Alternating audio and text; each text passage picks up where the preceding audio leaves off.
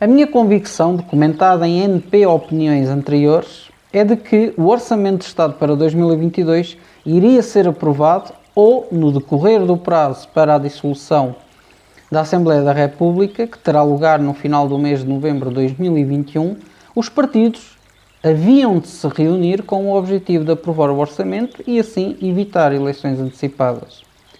Esta minha convicção, agora errada, era baseada em dois pontos muito fortes, sendo eles, primeiro, o principal beneficiado com as eleições antecipadas seria o Chega e, segundo, os principais prejudicados com eleições antecipadas, nesta altura, seria o Bloco de Esquerda e o PCP.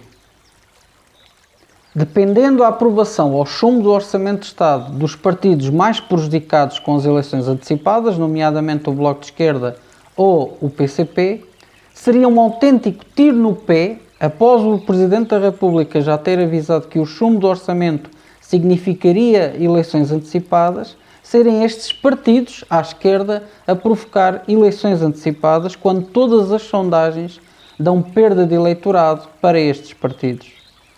Mesmo perante este cenário de catástrofe eleitoral para o Bloco de Esquerda e PCP, estes partidos não recuaram e decidiram recusar o orçamento, provocando assim eleições antecipadas. Quando analisamos os políticos e a política, existe algo que temos que ter em mente. Os atores políticos não são parvos nem burros. Desta forma, qual seria o objetivo de provocar umas eleições antecipadas em que o principal beneficiário seria um partido, o Chega, que ninguém pode ver nem pintado e que todos se afastam? O porquê de estender a passadeira vermelha para o partido que todos querem que desapareça? Os atores políticos não são parvos e não tenho dúvidas que eles têm isto que estou aqui a referir em mente. Ainda assim, as perguntas permanecem. É preciso começar a ligar todos os pontos.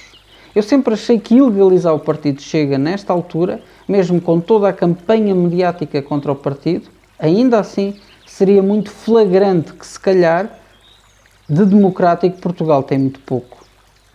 Desta forma, o ideal é vencer politicamente o Chega para depois, eventualmente, o ilegalizar. O professor Marcelo, sem nunca citar o nome do Chega, referiu isso. Mas vencer politicamente o Chega tem sido muito complicado por diversos fatores que não importa para esta opinião. Isso ficou demonstrado nas últimas eleições autárquicas. Eu sempre suspeitei que, caso o Chega conseguisse um bom resultado autárquico, até às eleições legislativas seguintes, algo teria que ser feito na Secretaria ou tentar descobrir ou envolver o Chega com algo escandaloso que o fizesse perder a sua base de apoio. Verdade seja dita que isto já tem sido feito através de reportagens de TV que nada mais são que uma mão cheia de suspeições sobre o partido e os seus representantes, mas sem grande base de factos ou provas. Ainda assim, o Chega segue somando nas sondagens. A minha suspeita estava certa. Após as eleições autárquicas, sai uma decisão do Tribunal Constitucional em que se considera parte dos órgãos do Chega ilegais. Este já foi um indício do que está por vir e um teste para ver a reação. E a reação, dentro e fora do Chega, foi tranquila. A partir daqui entra numa parte de suposições com base naquilo que acabei de falar. Perante isto, o que eu acho que irá acontecer é o Tribunal Constitucional, por algum motivo, talvez relacionado com burocracia ou algum aspecto legal, impedir o Chega de concorrer às próximas eleições legislativas. Tal decisão sairia muito em cima do fim dos prazos de entrega das listas, o que impossibilitaria ao Chega de se adequar legalmente e conseguir entregar as suas listas dentro dos prazos estabelecidos para a entrega das mesmas. Tal situação fará com que o Chega não possa concorrer às próximas eleições legislativas. Não será uma ilegalização, mas um impedimento burocrático ou legal que o deixará de fora da principal eleição do país, que é as legislativas.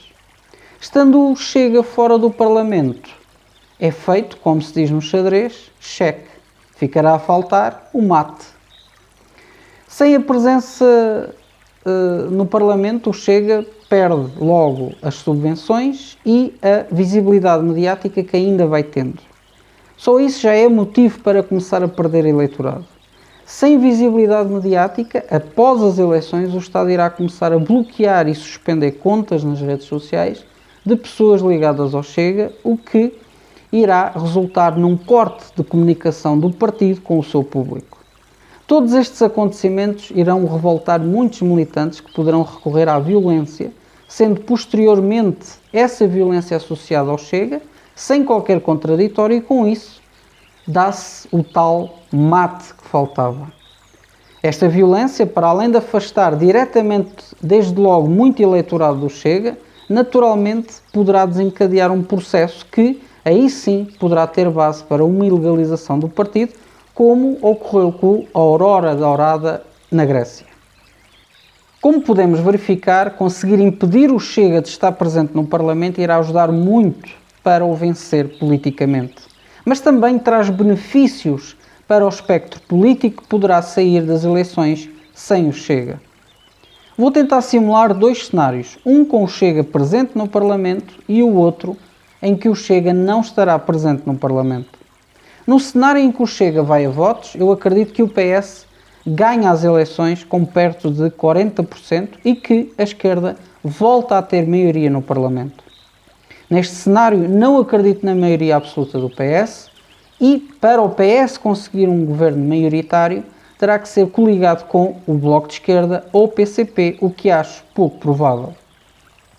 Não acredito que o PAN tenha votação suficiente para, numa coligação com o Partido Socialista, conseguirem um governo maioritário. Lembrando que o PAN, através da sua representante, Inês Corte Real, já afirmou que está disponível para integrar um governo de coligação com o PS. Resumidamente, com o Chega a concorrer a eleições, será difícil a formação de um governo de maioria parlamentar e provavelmente voltaremos a ter um governo minoritário. Mas desta vez a governação terá que ser garantida ao centro através do PSD.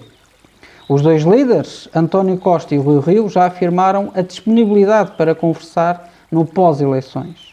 O Paulo Rangel disse que não dialoga com o PS no pós-eleições, mas tem dúvidas. Com eleições a contar com o Chega, como estava a referir, penso que os resultados eleitorais poderão ficar aproximadamente nesta forma. Primeiro, PS com 40%, segundo, PSD com 27%, terceiro, Chega 10%, quarto, CDU 7%, quinto, Bloco de Esquerda 6%, sexto, Iniciativa Liberal com 4%, sétimo, PAN com 2%, oitavo, CDS com 1,5% e nono, LIVRE com 1,5%. O Parlamento será composto com deputados de todos estes 9 partidos. Agora vamos para o cenário de eleições sem o Chega. Para este cenário tenho como base os resultados do cenário eleitoral anterior. Se o Chega for impedido de concorrer às eleições, eu acredito que por volta de 7% do eleitorado do Chega se abstém, vota nulo ou vota branco. O que faz com que esses 7% não entrem para a percentagem final e sejam repartidos pelos demais partidos correspondentemente pela sua percentagem. Desta forma teríamos os resultados assim. Primeiro, PS 42,8%, segundo, PSD 28,89%, terceiro, CDU 7,49%, quarto, Bloco de Esquerda 6,42%, quinto, Iniciativa Liberal 4,28%, sexto, PAN 2,14%, sétimo, CDS 1,6% e oitavo, LIVRE 1,6%. Desta forma, o PS com o PAN é muito provável que pudessem conseguir formar um governo com maioria absoluta. No entanto, existe ainda 3% por distribuir, dos 10% do Chega. Acredito que 2% do eleitorado do Chega vai para o PSD de Rui Rio diretamente e 1% vai para a Iniciativa Liberal também diretamente. No entanto, isto não mexe na estrutura de classificação de resultados, ficando tudo na mesma. Contudo, existe uma possibilidade de o PS sozinho conseguir a maioria absoluta numas eleições sem o Chega, ainda que seja difícil. No entanto, caso o Paulo Rangel seja líder do PSD, eu acredito que o caminho do PS para a maioria absoluta, sozinho, fica mais fácil. Porque acredito que, com o Paulo Rangel a liderar o PSD perde estes 2% que vêm diretamente do Chega, ficando o PS com 43,6%, em vez dos 42,8%, muito próximo da maioria absoluta sozinho. Lembrando que para a maioria absoluta, normalmente, estamos a falar de 45%. No entanto, tudo dependerá, obviamente, da campanha eleitoral, mas neste caso, a maioria absoluta é perfeitamente atingível. Como podemos reparar, sem o Chega é provável um cenário de governo maioritário, seja por coligação ou de partido único, e o Parlamento livre-se de uma dor de cabeça. O Presidente da República sempre afirmou que irá contribuir para a estabilidade política e que temos que lutar contra os extremos. É exatamente para isso que o cenário de eleições legislativas antecipadas sem o Chega contribui. Irá ser curioso ver a reação das pessoas do Chega, lembrando que neste momento já deitam foguetes e já dão como garantida uma grande vitória. Já vi até uns vídeos e imagens a fazer uma paródia com um avião do Senegal relacionado com o facto de Joacine Catar Moreira ir sair do Parlamento, supostamente. Mas, sinceramente, o que eu acho que vai acontecer é que ela se vai manter no Parlamento e será o André Ventura a ter que apanhar, não um avião, mas o comboio da linha de Sintra para Algueirão ou Rio de Moro.